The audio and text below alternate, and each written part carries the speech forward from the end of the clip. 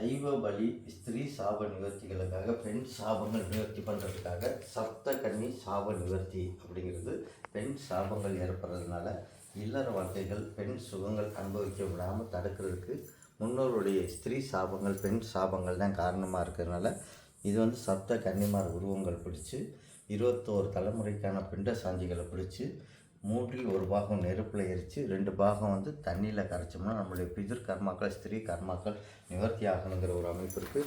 சைவ பலிங்கிற ஒரு அமைப்பில் பார்க்கும்போது எலுமிச்சம்பழம் பலி கொடுத்தோம்னா 3 கோழி பலி கொடுத்ததுக்கான சமம். அப்படிங்கும்போது 3 கோழி பலி கொடுத்து பிதிர்களை கூட்டு வந்து நம்மளுடைய ஆத்ம சாந்தி அடைஞ்சி நிவர்த்தி பண்ணி அவங்களுடைய சாப நிவர்த்தி பண்ணுறதுக்காக செய்ய போகிறோம். இது வந்து குமுட்டிக்காய். இது வந்து ஒரு சிலர் டிஸ்ட்ரிக்டாக வாசலில் கட்டுவாங்க. இதை அறுத்தோம்னா 3 ஆடு பலி கொடுத்ததுக்கான சமங்கிறதுனால ஆட்டை பலி கொடுத்ததுக்குண்டான சைவத்திலேயே இது நிவர்த்தி பண்ணுறதுக்கான வழிகள்.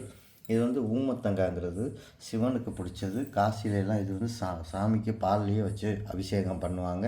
இது வந்து ஊமத்தங்காய் அர்த்தம்னா 21 பண்ணி பலி கொடுத்ததுக்கான சமங்கள். அந்த தெய்வங்கள் சாந்தி அடைஞ்சு பிதர்களுடைய சாபங்கள் நிவர்த்தி பண்ணுறதுக்கான வாய்ப்புகள் இருக்குது. இது வந்து பூசணிக்காய். இது வந்து தென்னாட்டில் வந்து தடியங்கான்னு சொல்லுவாங்க, வெள்ளை பூசணிக்கான்னு சொல்லுவாங்க, சாம்பல் பூசணிக்கான்னு சொல்லுவாங்க. இதை பலி கொடுத்தோம்னா நரபலி கொடுத்ததுக்கு சமம், மனுஷனை பலி கொடுத்ததுக்கு சமம். சைவமாக கழித்து பிதர்களை சாந்தி பண்ணோம்னா நம்மளுடைய ஜென்ம கர்ம வினைகள் கருவறுக்கிறதுக்கான வாய்ப்புகள் ஏற்படும். நம்மளுடைய பிதர்களுடைய ஆசீர்வாதம் கழித்து பெரியவங்களுடைய தோஷங்கள் இல்லாமல் நம்ம தொட்டது தொடங்கும்.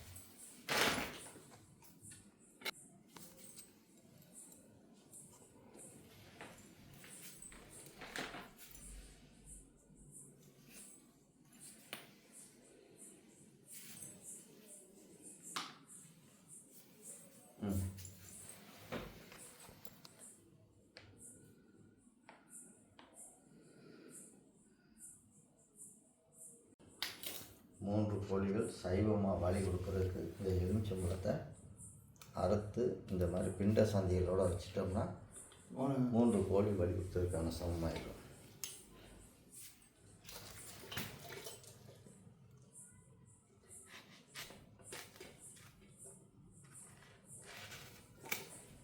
இது குமுட்டிக்காய். இதை பலி கொடுத்தோம்னா 3 ஆடு பலி கொடுத்ததுக்கான சமங்கள்.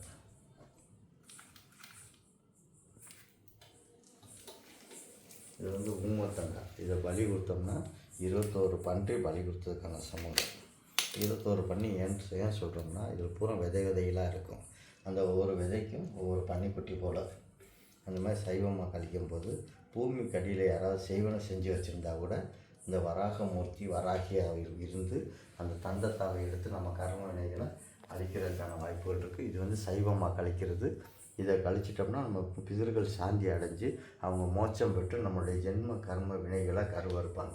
இதே போல் பூசணிக்காய் பலி கொடுக்கும்போது நரபலி கொடுத்த மாதிரி உயிர் பலி கொடுத்த மாதிரி மனுஷனை கொடுக்குறது பாவமாயிடும்.